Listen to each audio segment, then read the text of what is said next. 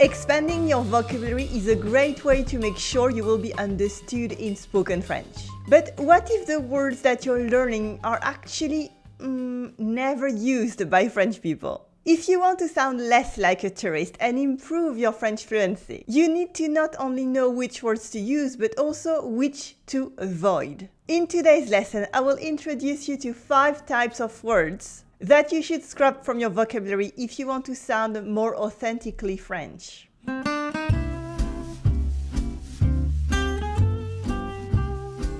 Sacrebleu! What is this? Oh, Sacrebleu!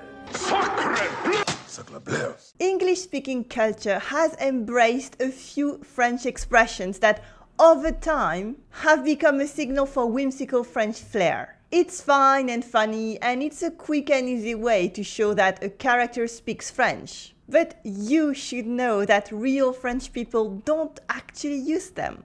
The main one is Sacrebleu. It used to be a mild swear word for expressing surprise or disappointment. A euphemism for Sacrebleu, which means holy God or dear God. French people stopped saying Sacrebleu altogether around like the 18th century, and you will never hear it in spoken French. Yet British writers love using it anyway. Sacrebleu. By the way, you will find the whole lesson in written form in the blog post for this video over at my website. You will find more insights about everything we covered today, and it's free. Just click on the link in the video description.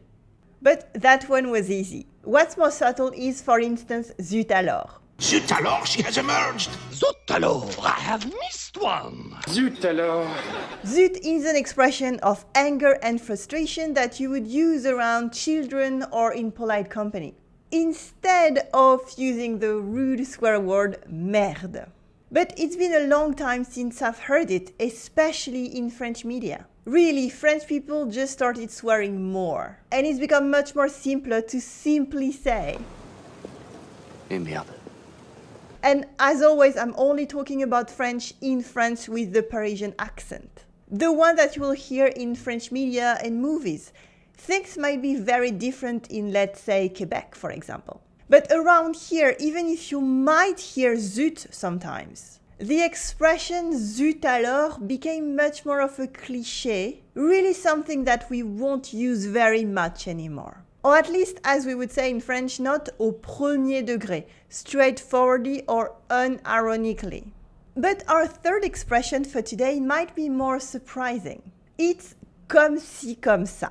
Literally like this, like that. It means more or less or kind of.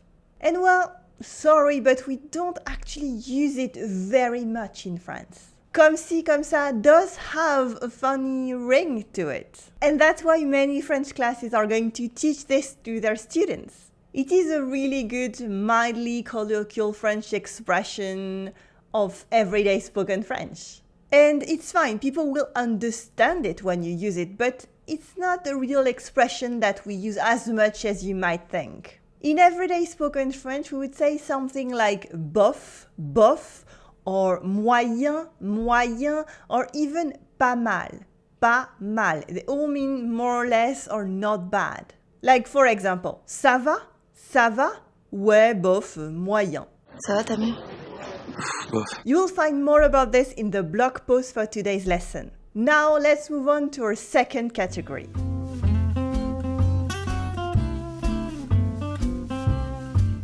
I know you're not going to make this mistake, but just in case, le jour de la Bastille, literally Bastille Day, does not exist in French. English-speaking countries started using Bastille Day for the yearly French celebrations of July the 14th. The French national holiday is le 14 juillet, also called la fête nationale. Le 14 juillet, also called la fête nationale. And many people are going to argue that we don't actually celebrate the storming of the Bastille on that day anyway. I already made a whole lesson about it that you will find in the blog post for today's lesson. And I would like to also warn you once more about bon matin. Bon matin. Literally, it does mean good morning in French, but we never ever use it as a greeting. We simply say bonjour, bonjour during the day, including when waking up, and bonsoir, bonsoir during the evening and night. You will find my full lesson about French greetings where? Yes, in the blog post for today's lesson over at my website. One thing about bon matin though.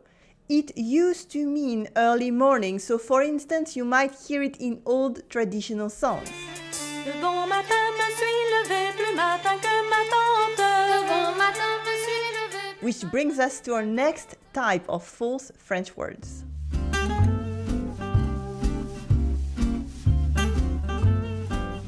These ones are more complicated. There are expressions like bien fait and mon ami, and I could dedicate a full lesson on each of them, and guess what? I already did. You'll find the link where in the blog post for today's lesson. The subtle thing is that these expressions are used in France, but I have heard many students use them wrong.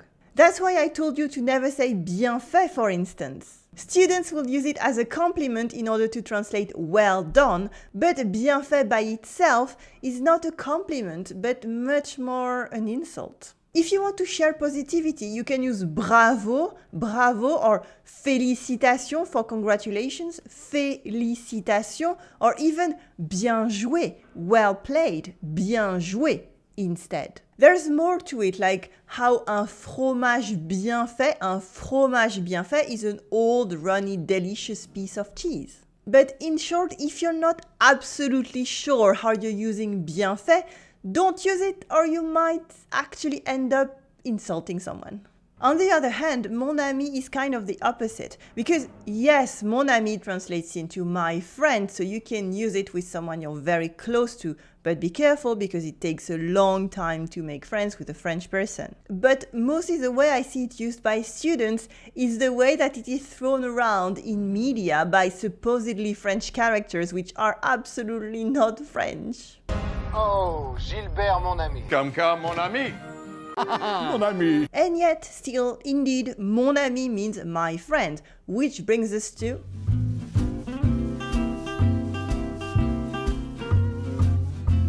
les faux amis, false friends or false cognates are words that really seem transparent between languages but mean different things. It's pretty straightforward, but still, they might trip you up when you don't expect it. A very typical French cognate is la librairie. La librairie, which is the bookstore or the bookshop. La librairie. And it is not la bibliothèque. La bibliothèque, which is the library in English. Others might lead to embarrassing mistakes. For instance, in a museum, you will find une exposition, an exhibition, une exposition. But une exhibition in French is not an exhibit. It is flashing someone. Let me quickly point out 3 other false cognates. We have éventuellement. Éventuellement means maybe, and eventually in English means in French finalement. Finalement.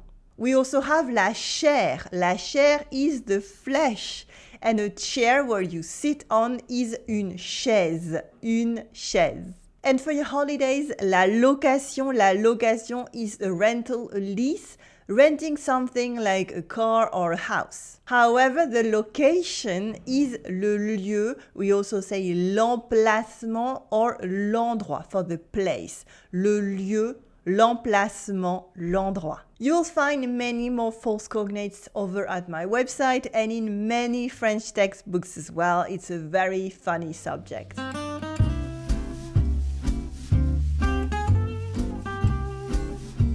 Finally, there is also a bunch of stuff that is called French, but we don't see them as French. Of course, the reverse happens as well, and you will find very funny examples of this over at my website. But for now, let's talk about les frites. Les frites, which are French fries. Les frites. These long pieces of une pomme de terre potato that are cooked in la friture, frying oil, la friture, actually come from la Belgique, Belgium. More recently, French nails are a completely American invention. It comes from the 1970s and they used French as a marketing tool to signify elegance. In French, we even call it une French manucure or just une French. And we use the adjective in English to signify elegance. And by the way, in French, a fingernail is un ongle, and not a metal nail, which is un clou, un clou. I also want to talk about the French press for coffee. In France, it is called une cafetière à piston or a coffee plunger. Une cafetière à piston. Well, this one was actually really invented in France. But French people don't know it, so if you mention une cafetière française, no one will know what you're talking about. A French press is a very easy and quick way to make strong coffee, and it's faster than what we call une cafetière italienne, the mocha pot that is really popular in Europe and Latin America. You'll find more about French coffee as always in the blog post for today's lesson, as well as explanations about the French doors and where it comes from.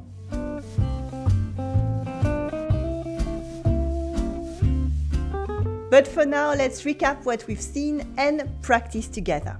We've seen some French words that are not used in French, like sacrebleu, sacrebleu, zut alors, and comme ci, comme ça, comme ci, comme ça. Some French expressions that don't exist in French, like bon matin, and Bastille Day or le jour de la Bastille.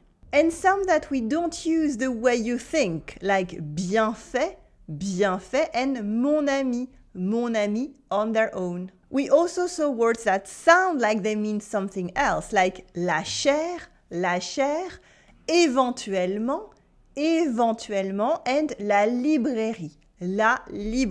And finally, things that are called French but are not. French fries and French nails. So let's have a short quiz. How do we call the national French holiday in France? What's the French word for eventually? What's the English translation for la location? Do you have all the answers? Congratulations! If not, you'll find them in the blog post for today's lesson.